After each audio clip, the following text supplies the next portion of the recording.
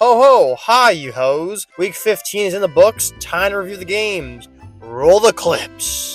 I kinda expected this game to be a slot fest, and it sure did deliver a disgusting game. Once the rain hits the field of the California team, the play grinds to a halt, instantly turns into a field goal fest. Because God forbid a team plays good when there's rain. It's not like a team scored 40 in a snowstorm 2 weeks ago. Anyhow, the Niners season is done. Too many injuries, not the same team. And the Los Angeles Rams, on the other hand, have made a statement win and will be going back and forth with the Seattle Seahawks for the next few weeks. It's gonna be fun. This game was terrible. One team is 9-5 and the other one is 6-8, but both felt like they have the same record because their level is basically the same. CJ Stroud is not the same quarterback as last year. I want him to be great, but this year has been a downgrade from last. He's still young though, so it's fine. But the Texans are still undisciplined on defense and take too many penalties. And the Dolphins, still can't win on the road or against a winning record team. I'm gonna say it right now. Tua is the worst quarterback from that 2020 draft. I don't care about his stats against bad teams. He can't beat good teams, and he can't win the big games. The Texans were practically trying to lose this game today, yet he still threw the game for them. He's a solid QB.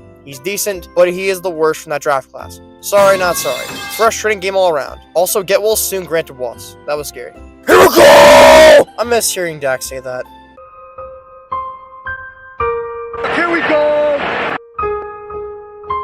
Jaden Daniels is taking back Rookie of the Year votes from Bo Nix as he has another stellar game beating the Saints. I know they suck. However, I got nothing. They just suck. This game wasn't all peaches and cream, though, as Daniels got sacked 8 times and the Saints mounted a comeback without Derek Carr or Alvin Kamara. And the Saints, oh my god, actually got a touchdown and are down by 1 point. They're going for the win. Let's check it out. Here we go. Rattler for the win. He throws. It's incomplete.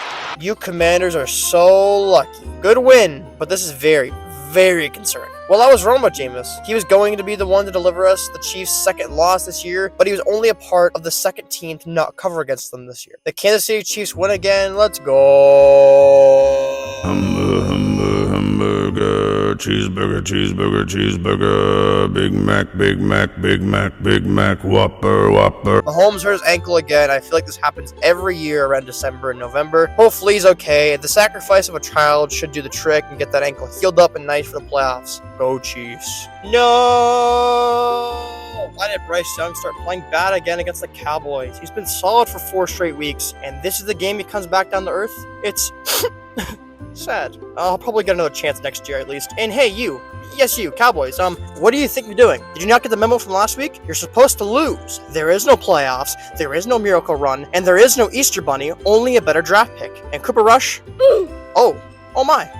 Well, that's awkward. Just stop winning, fire McCarthy, pay Micah, throw Jerry Jones off the cliff, and hire Ben Johnson as the head coach, and boom! Everything's fixed. The later in the season goes on, the more meaningless a lot of games are, and the Bengals and Titans certainly fit that memo. Will Levis, ever since coming back from his injury, has played better. Not great, but better. But today, against arguably the worst defense in the league, he threw 3 interceptions. I know technically he could turn it around if they keep next year, but I think this is a failed experiment. He showed promise last year, but not this year.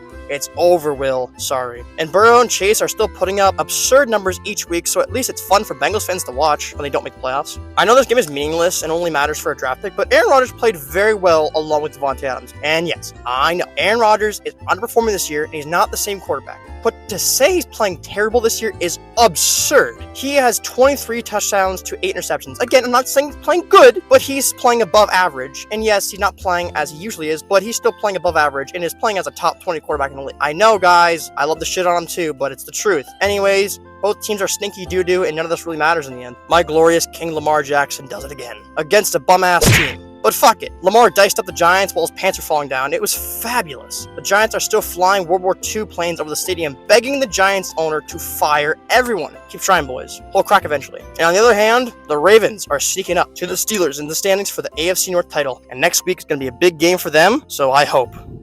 God, I hope they beat them. The Redbirds versus the Patriots. This game was just whatever. If you're not Patriots or Cardinals fans, I'm asking, why are you watching this game? Maybe you have bets on it. Maybe you hate yourself. Maybe both. I don't know. But in the end, the Arizona Cardinals, as much as they underperformed, cannot lose to the Patriots because they're so terrible. Drake May, again, played fine, and I think he has promised to be a starting quarterback, which is very good for the Patriots. Other than that, the team is gosh darn terrible. And the Cardinals, I still think you blew your season, losing 3 games in a row. Maybe the Seahawks and Rams can lose all games, and then you win out. Maybe. I doubt it. You guys are cooked. Oh, this is awkward. On my predictions video, I said I think that the Bucks and Chargers were very evenly matched teams, and I think Baker is more prone to interceptions, therefore the Chargers win. Now, here's the thing I didn't consider. The Bucks are a very much better team than the Chargers, even with Baker Mayfield throwing interceptions. That was a very, very bad loss and is very concerning for the Chargers. If the Chargers cannot keep it close with the Buccaneers, which is a team I think they should be the same level, and got their shit kicked in, that ain't good, you guys. Now, they're probably still going to make the playoffs as a 7-seed or 6-seed, but let's be honest here, unless they face Houston, they're going to get steamrolled by any team in the playoffs. Again, it's an upset from last year, considering they missed the playoffs and were 5-12. Buccaneers, on the other hand, they basically sealed up the division. I don't see them losing many more games the rest of the year, along with the Falcons being a dumpster fire, so congrats on a future wildcard loss, I guess? Foyame! I cannot sit up here each week defending Anthony Richardson. He has so much potential, but at the end of the day, he's an experiment QB. And this experiment looks to have failed. My goodness. Also, Jonathan Taylor, I'm convinced purposely dropped the ball. I refuse to believe a 5-year NFL star running back who's getting chased just happens to drop the ball to 1. I know Malachi Corley did on Halloween, but he's a rookie. Taylor is jogging, drops the ball. I ain't buying it. I'm watching you, John. Bo Nix had the best stat line of the week with 3 touchdowns and 3 INTs. It's gosh darn beautiful. And the Broncos are becoming a fun team to watch each week. So good job, lads.